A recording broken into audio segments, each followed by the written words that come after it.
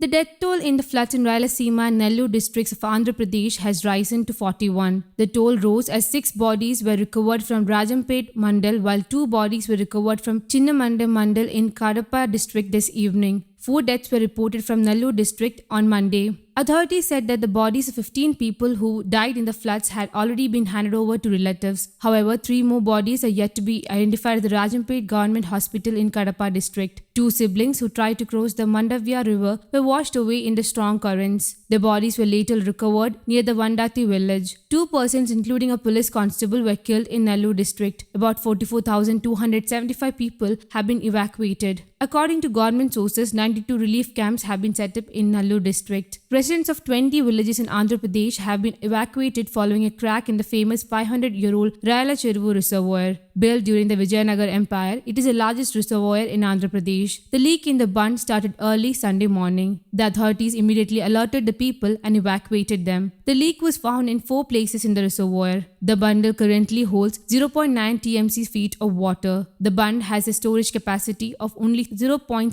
TMC feet water. The authorities said this is the first time in recent times that so much water has flowed into the reservoir. This is due to heavy rains. Meanwhile, the irrigation department has taken steps to rectify the problem. Even if the snag is solved, it is not sure whether the bund can be used again. The district collector said the reservoir is in danger. Meantime, relief work continue in flood-hit eastern districts of Andhra Pradesh. The death toll from the rains rose to 40. Search is on for about 50 people who went missing in the floods. There are heavy floods in and around the Tirupati temple. Rescue operations have been stepped up as the strength of the rains has receded. News Desk, Kamudi Global.